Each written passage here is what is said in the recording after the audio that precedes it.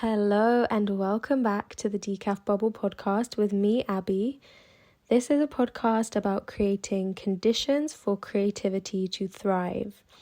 And in today's episode, we're talking about one of my favorite subjects, well, two of my favorite subjects, one being aesthetic pleasure rituals.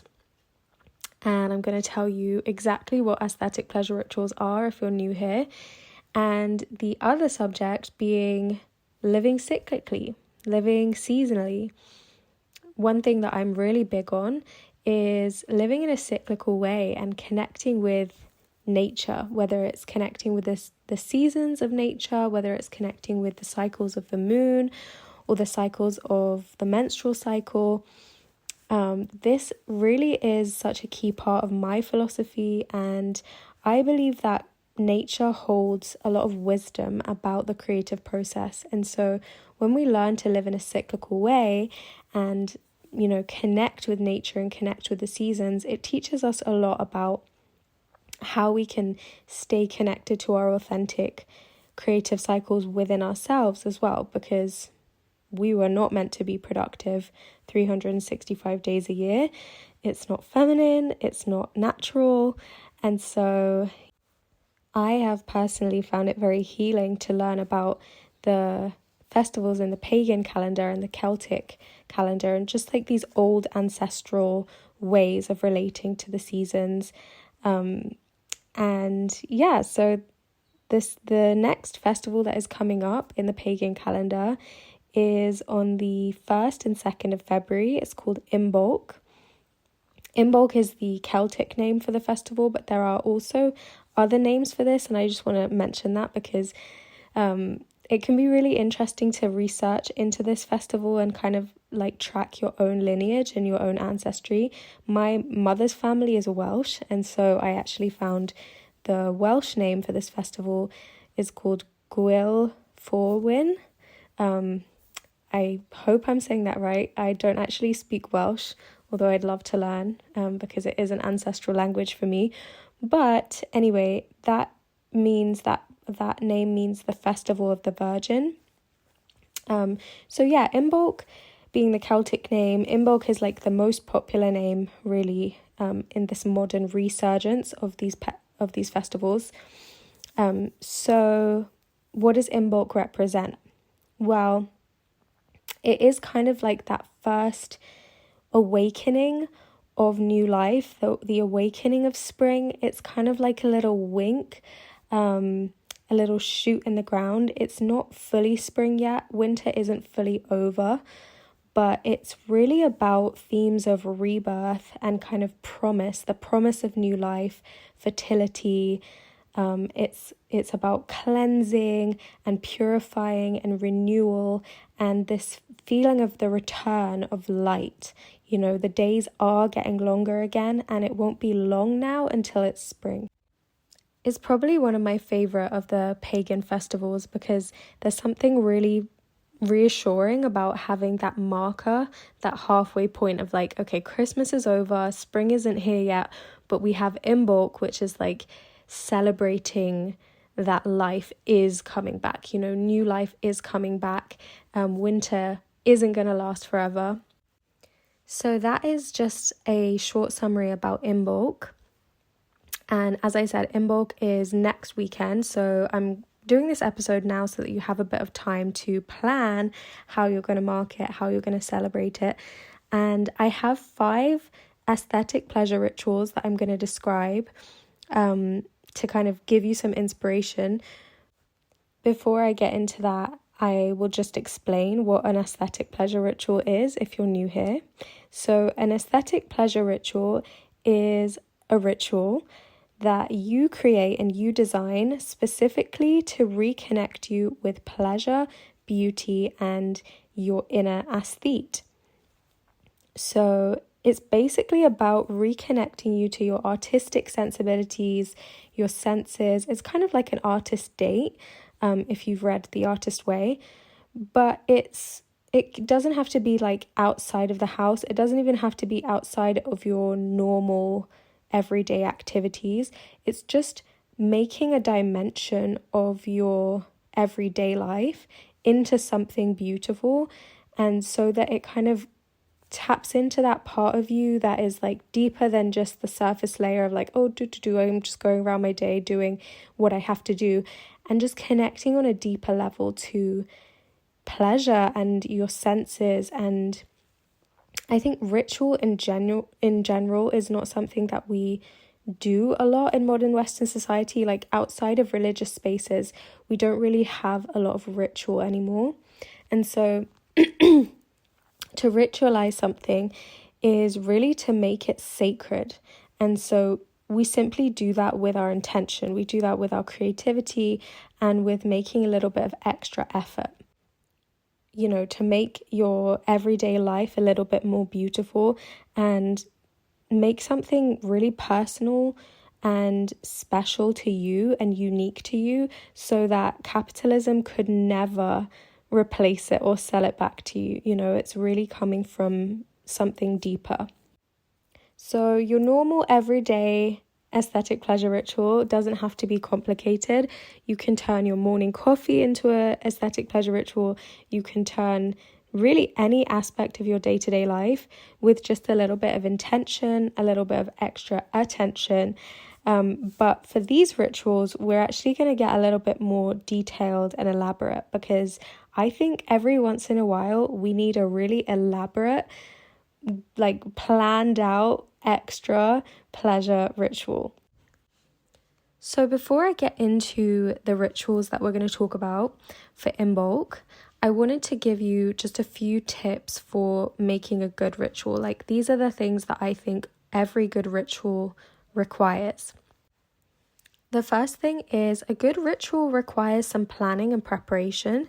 So this isn't just something that is going to naturally happen. It's something we need to put some intention into. And then similarly, setting some time aside, you know, like leave a whole afternoon or a whole day so that you can really sink into the ritual and access that state of timelessness. It's so important if we are going around life always checking the time, having to be at certain places, you know, having to show up for work, having to cut up our day into these like blocks of time, that we regularly immerse ourselves back into timelessness. It's very healing for the artistic soul, for the feminine side of us, for the intuitive side of us. I taught a whole class about this inside the Bubble membership. If you're interested, you can watch the replay. But yeah, timelessness is just a very healing, important part of being an artist or being a feminine being. So I would say a really good long ritual needs at least an afternoon, if not a whole day, just to like really let you sink into it. What we want to connect with is kind of the opposite of instant gratification. You know, in this world, everything's so fast, instantly attainable. It's all about results. It's all about kind of getting things as quickly and efficiently as possible. And so what we're trying to do is the opposite of that. It's really good for us to slow down, put in the effort, and basically do something without a goal in mind, but really with just the intention of creating an experience for ourselves.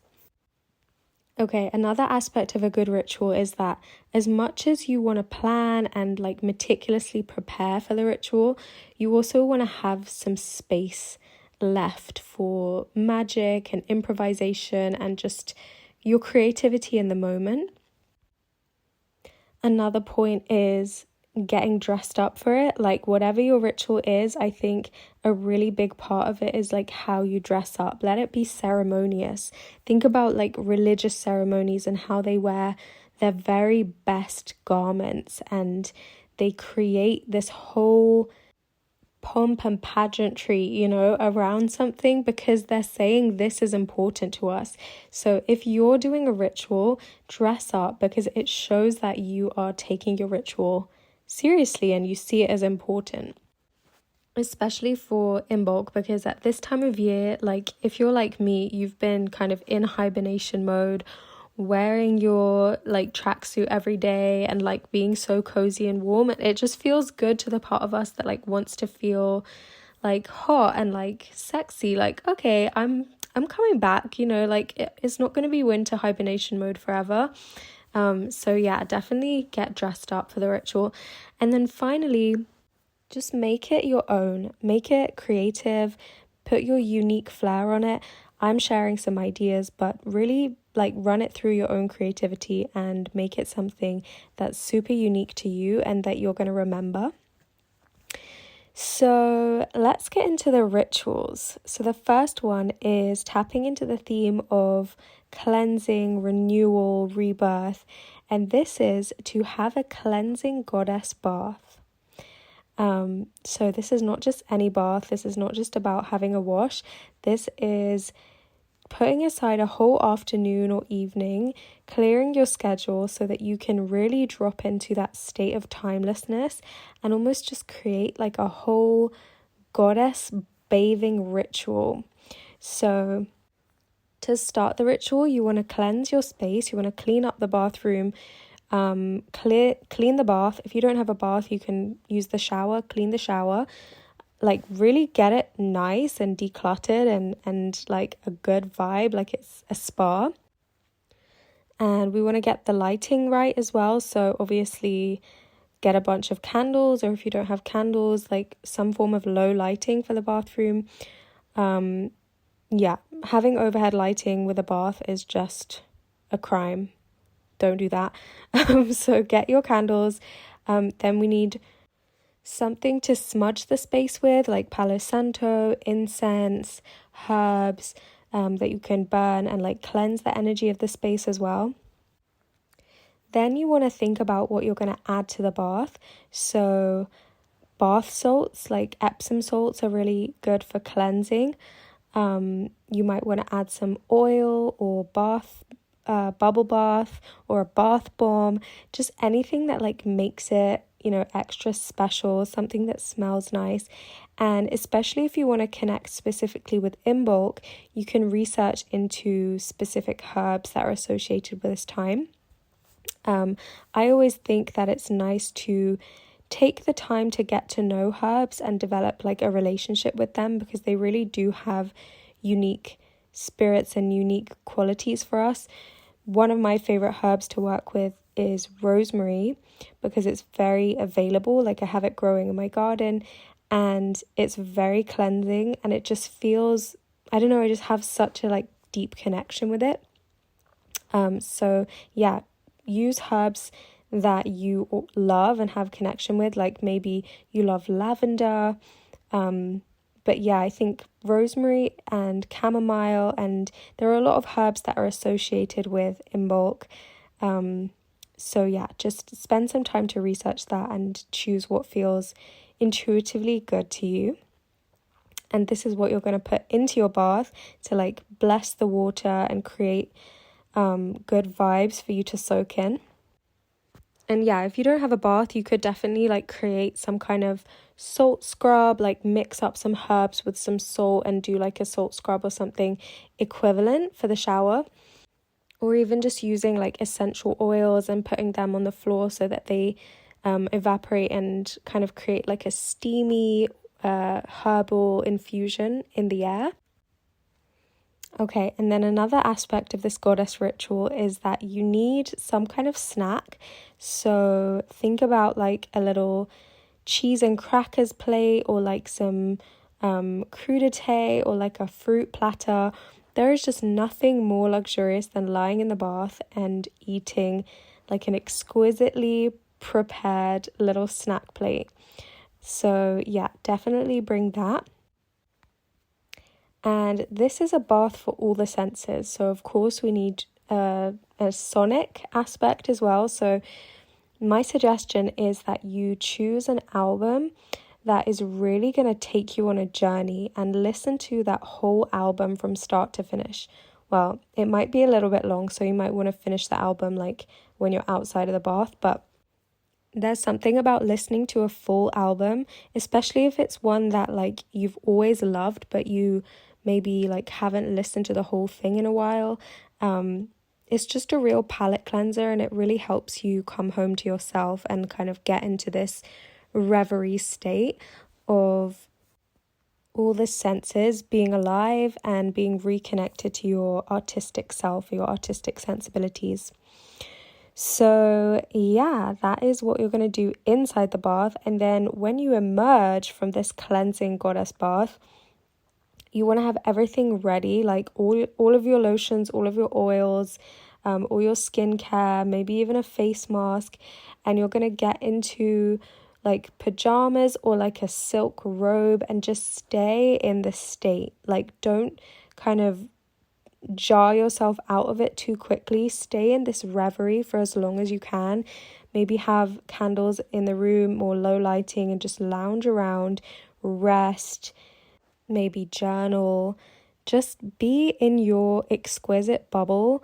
And yeah, that is the ritual concluded. So you want to make all of the preparations for this to happen before, so that when you're ready, like everything is just there, lined up, ready to go. The snacks, the herbs, the incense, the pajamas are heating up on the radiator, like every aspect is ready.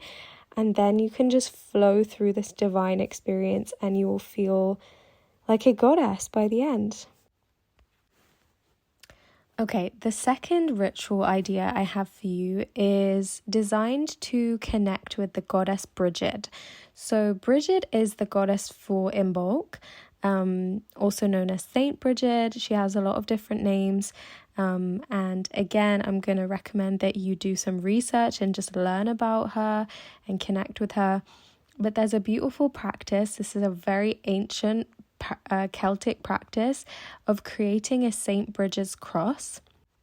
And this is done by weaving different strands of paper, or you can, I think traditionally it was strands of wicker. And you weave these together into a cross, which you can then put up like above your door. And this provides protection and purification and just kind of invites in blessings for this new season ahead. So it's a really beautiful ancestral ancient practice. And I will leave a YouTube tutorial in the description of this episode for you to check this out, like how to make one.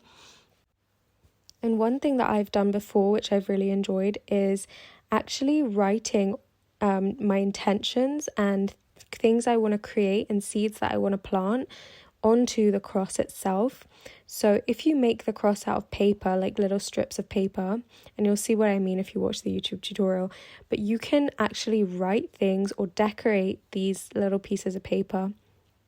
And I just think it's such a beautiful idea to like write just words or energies that you're creating or calling in, or maybe you want to write dreams that you're manifesting, or projects, or just like well wishes for other people, or for things that you have coming up, like whatever it is that you want to be planting the seeds of for this season. You can write on these pieces of paper, weave it into the St. Bridget's cross and put it above your door, and it's just like a lovely little spell. It's like a manifesting technique. So to turn this into a proper ritual, I would just say set some proper time aside so you won't be rushed or interrupted. Get all your tools ready, all your crafting things, like lay it out in a way that's going to be really fun for you. And then spend some time in meditation.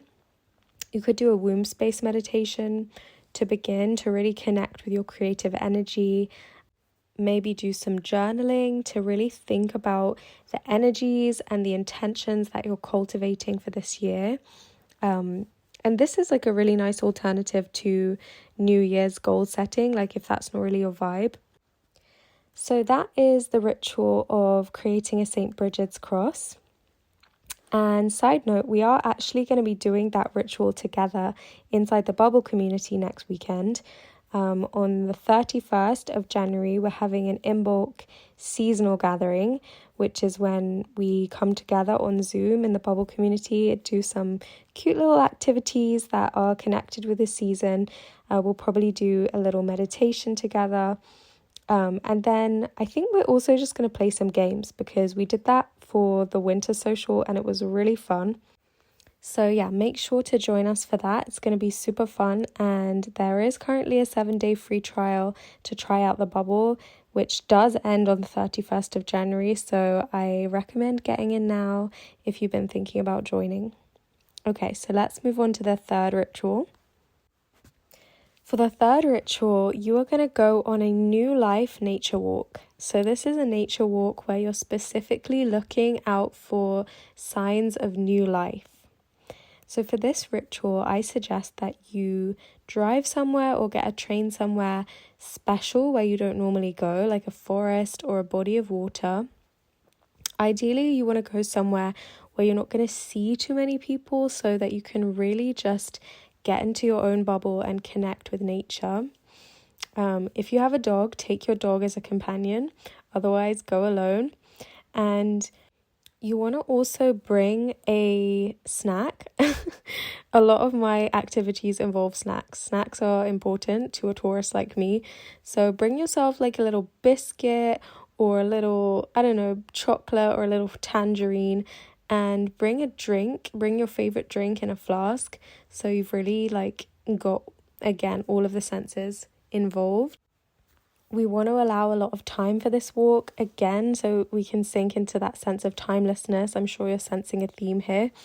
You don't want to be out on the walk, like checking your watch the whole time because you have a meeting that you have to get back for.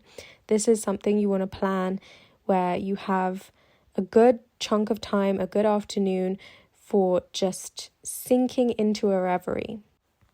And while you're on this walk, as I said, you're going to hold the intention to look out for signs of new life everywhere.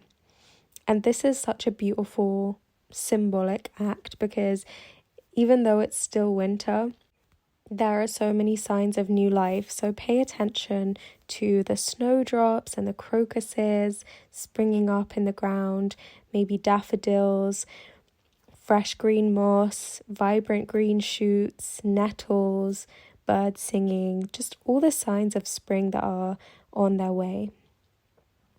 And as you're walking, take the time to just connect with all 5 of your senses. Sip your drink, smell the earth, listen to the birds, look up at the sky, and just allow the feeling of nature surrounding you to cleanse your aura and just fill you with the beauty of our planet.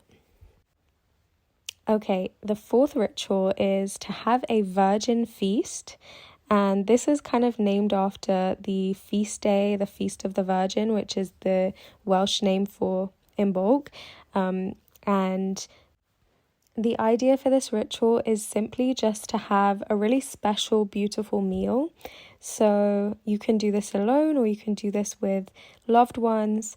But for this ritual, you want to go through Pinterest and find a new recipe that inspires you, something that you've never cooked before. And it doesn't have to be elaborate, but whatever it is, you're just going to make a big deal out of it, right? So even if you're like, I'm craving mac and cheese, just going to find a really good recipe. Then you're going to hand write a list of ingredients on a piece of paper, and you're going to go to a shop and you're just going to take your time with the whole thing, looking through, really browsing the shop. Like, it's not a chore, it's really a luxury. Notice the abundance of ingredients available to us. Take time over selecting the fruit and the vegetables. Allow the whole shopping experience to be part of the sensual, sensory pleasure, the aesthetic pleasure. Once you've got all the ingredients, you're going to come home, you're going to create a nice vibe in the kitchen, light a candle, get into a state of timelessness, and prepare this meal like you have all the time in the world. Like, really take your time, chopping slowly, like enjoying every single step, not rushing, paying attention to the food, like pouring your attention into every single moment, like as if it's a meditation, as if it's a mindfulness exercise. And you can listen to music while you do this, but really stay inside your body, stay inside your senses, enjoy every smell, every taste, the color, like all of it. It's a sensual experience. And then think about how you want to serve this meal. Do you want to lay the table in a really beautiful way, have flowers on the table, use your best plates, like whatever it is, make it really special and festive for no other reason than just the joy of life and the joy of beauty and the fact that spring is coming. It's a beautiful thing to celebrate.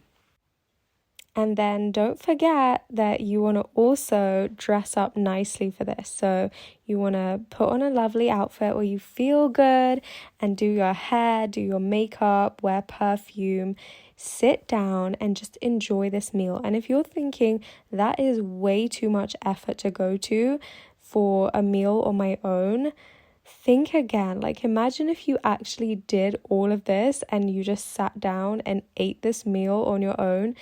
How much of a goddess are you going to feel like by the end? Okay, so just try it, because baby girl, you deserve it. Okay.